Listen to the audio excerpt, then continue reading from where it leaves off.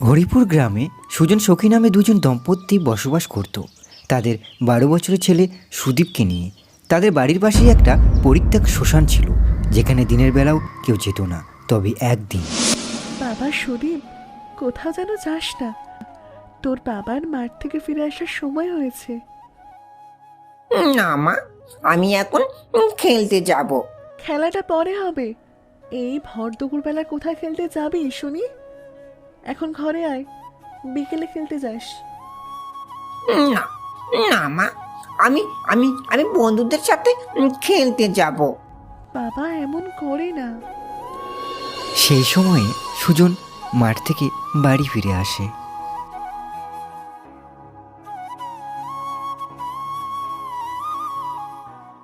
বাবা বাবা, দেখো না, মা আমাকে খেলতেই যেতে দিচ্ছে না। দেখো না গো, তুমি তো জানো একটু দূরে গেলেই শ্মশান। যদি কিছু একটা বিপদ ছেলেটার উপর এসে পড়ে তাহলে। আচ্ছা গিন্নি, সে তো আমি জানি, তবে ছেলেটা কি আর এইসব বোঝে বলো? তুমি চিন্তা করো না, তুমি গিয়ে খাবারটা দাও, ছেলেকে নিয়ে আমি ঘরে যাচ্ছি। তারপর সুজন সুদীপকে অনেক বোঝানোর পর ঘরে নিয়ে যায়।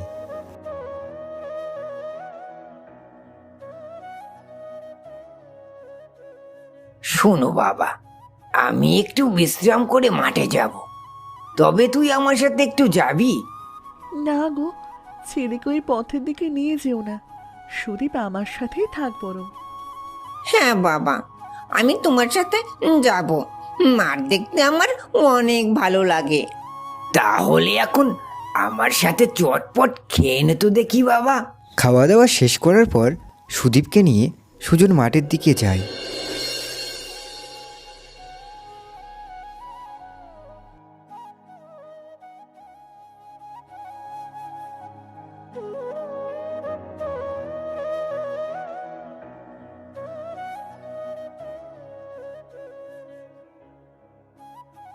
মাঠে এসে সুজন নিজের মতো করে কাজ করতে লাগে। এইদিকে সুদীপ নিজের মনের মতো করে খেলতে লাগে। তবে সন্ধ্যা হতে লাগে।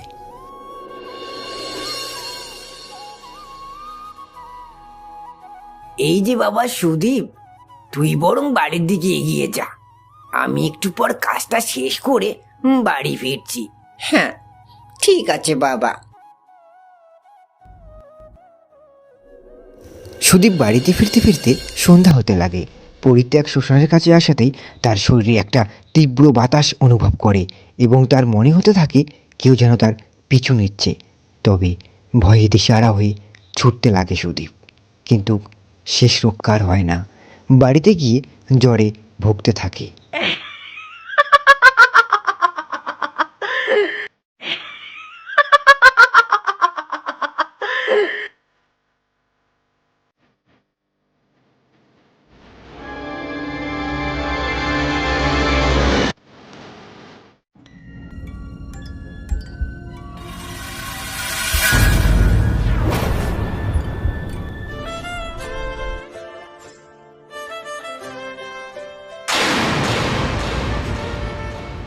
কি গো শোনো, ছেলের তো কিছুতেই জ্বর কমছে না।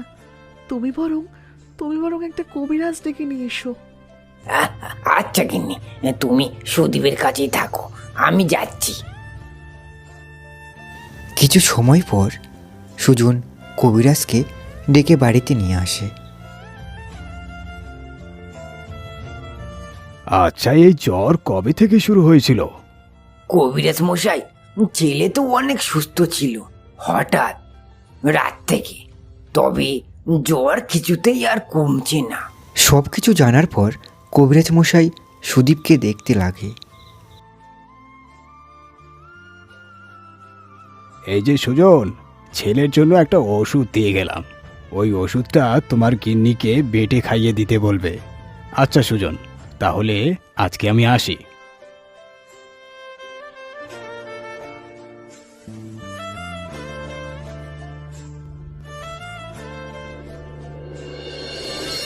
কবিরাজ মশাইয়ের দেওয়া ওষুধ সুদীপকে সুস্থ করতে পারে না।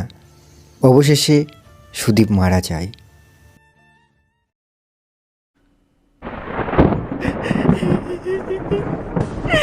না না, এটা কিছুতেই হতে পারে না। আমার আমার ছোট্ট সুদীপ আমাদের আমাদেরকে ছেড়ে এভাবে যেতে পারে না, এভাবে চলে যেতে পারে না।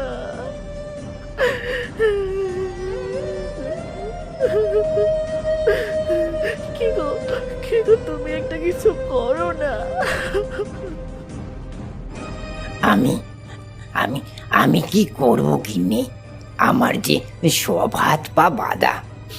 হে হে ঈশ্বর, ছেলেকে তুমি তার মায়ের কাছে ফিরিয়ে দাও। একমাত্র ছেলের মৃত্যু সুজন আর সখী মেনে নিতে পারে না, তাই সুজন সখী কঠিন সিদ্ধান্ত নেয় সুদীপের প্রাণ ফিরিয়ে আনতে এবার এক তান্ত্রিকের কাছে যায় সুদীপের মরদেহটা নিয়ে।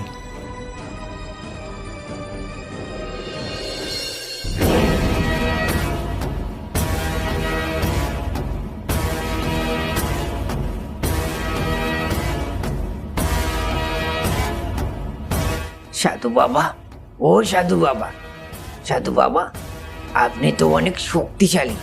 আপনার কাছে আমার ছেলের প্রাণ ভিক্ষা চাইতে এসেছি। এসব কি বলছো তুমি?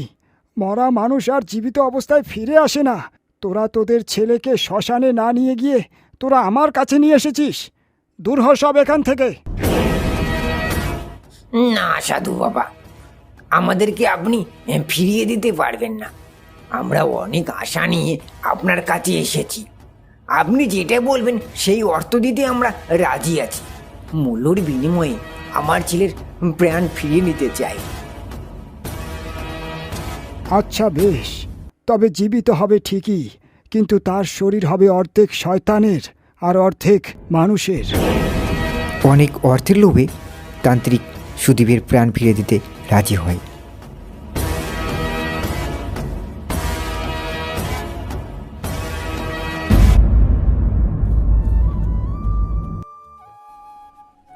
সুদীপ সুদীপ সুদীপ আমার ছেলে, আমার সোনা বাবা, আয় আয় আমার কাছে আয়। সুদীপকে ফিরে পেয়ে সখী সুজন বাড়িতে ফিরে যায়।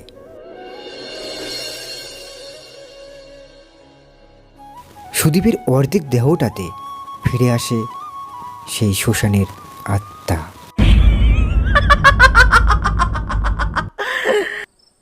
তবে সুদীপ বাড়ি ফিরে আসলেও তার আচরণ ছিল অনেক ভয়ানক। প্রতি রাতে সুদীপ হঠাৎ করেই উধাও হয়ে যেত। তবে একদিন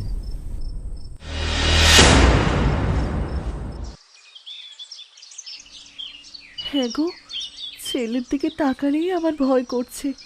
কিছুদিন থেকে সুদীপের কেমন জানি আচরণ অনুভব করছি। তুমি সুদীপকে নিয়ে একটু বেশি ভাবছো গিন্নি। না গো, প্রতি রাতে ছেলে কোথায় যেন চলে যাচ্ছে, তুমি সেটা খেয়াল রাখো না। দূর পাগলি, তুমি যে কি বলো না। না গো, আজ তোমাকে হাতে নাতে প্রমাণ দেব। সুদীপ যদি আজ রাতে বের হয় তাহলে তোমাকে ডেকে তুলবো। আচ্ছা বেশ।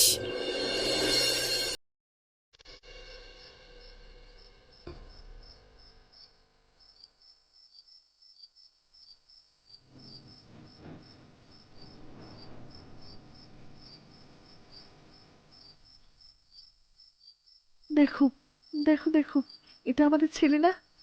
আমার মনে হয় সামনের শ্মশানের কোনো পিশাচ আত্মা আমাদের ছেলের ওপর ভর করেছে। জানি না গো, তুমি ছেলেকে কিছুই বুঝতে দিও না যে আমরা সব কিছুই জেনে গেছি। আমি দেখছি কি করা যায়। সকাল হতেই সুজন সেই তান্ত্রিককে বাড়িতে নিয়ে আসে।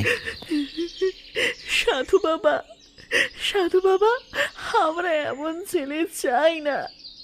আপনি এই ছেলের দেহ থেকে প্রাণটা ফিরিয়ে দিন। মা, আমি তোমাদের বারবার বলেছি মরা মানুষ কখনো আর ফিরে আসে না, কিন্তু তোমাদের বারবার অনুরোধের জন্য তোমার ছেলের জীবন ফিরিয়ে দিতে হয়েছে। আমরা আমরা ভুল করেছি সাধু বাবা, আমার আসল ছেলের দেহটা ফিরিয়ে দিন। বেশ, তবে তাই হোক। সাধু বাবা চোখ বন্ধ করে সাধনা করতে লাগে এবং মন্ত্র পড়তে লাগে। চং বং সং ওয়াং নিরুম্পং সাহা। তুই কে বল? এই ছেলের উপর ভর করে আছিস কেন? যা, এক্ষুনি এই ছেলের দেহ থেকে নিজের জায়গাতে ফিরে যা।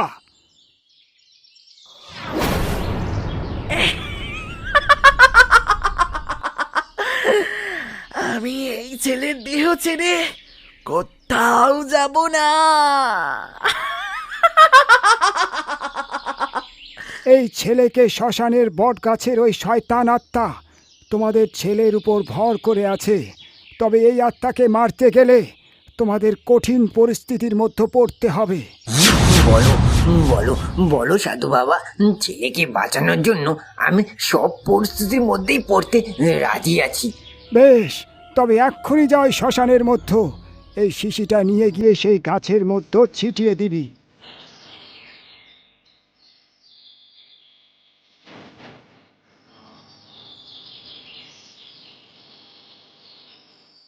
সাধু বাবার কথা মতো সুজন সেই শ্মশানে গিয়ে সেই শিশিটা ঢালতে লাগে।